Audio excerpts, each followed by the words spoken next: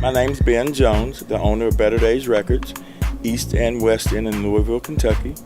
Small town boy from Stanford, Kentucky. Ended up in Louisville, Kentucky in the early 80s. As long as I can remember, my parents fed me 45s, 78s music. So a record has been in my on my plate my whole life. It's amazing to me, and recognizing your life at an early age was I was a DJ at probably 12, 13 years old. I was the house DJ. I wasn't a guy who I didn't drink, I didn't smoke. I was a guy who was gonna be at 12 and 13, the sober one. So I was always in charge, play the records, and I wanted to play the records. So I was always considered like the DJ at 12 and 13 years old at house parties. When I went to college, I just happened to run into still DJing and doing parties here and there, raising a little money. Then that's when I called it my business. I used to be called just DJ Ben Man. Everybody was like, "Oh man, you the man." So even at 15, like, "Oh, okay, I'll be the Ben Man. I'll come and do your party." So when I went to Western, then I was DJ Ben Man.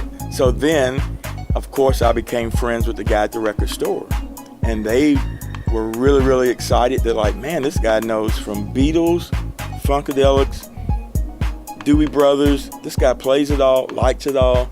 Very eclectic, very, very just wide open to the music industry. And a guy offered me to say, like, "Hey, I'm gonna open a record store. Would you want to be a part of it?"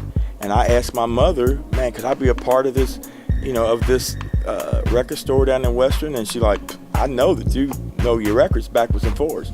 So my mother lent me $4,000, and I went in partnership with 4 individuals.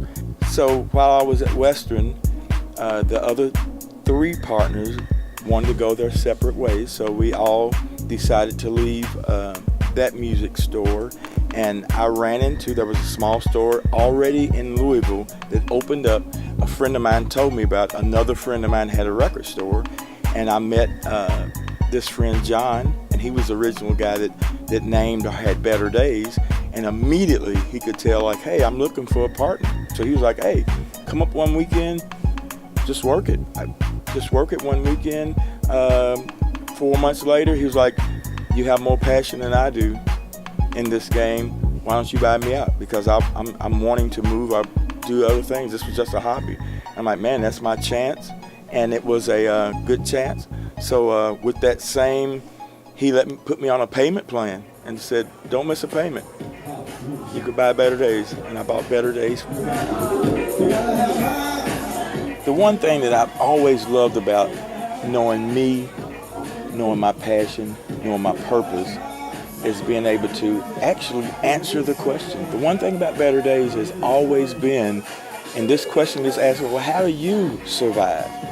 And I survive because I'm a good listener of the time. But if you're a business person, that's the other part of the game. You gotta be a business person along with your passion.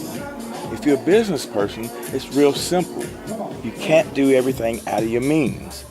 And as if the old song, you can't believe all the hype, and find your lane, your community lane, your friendship lane, your expectation lane.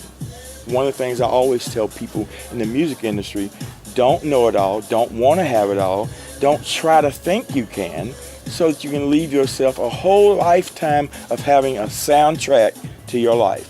Because if you never have it all, you can always add one more tune to the event to your day.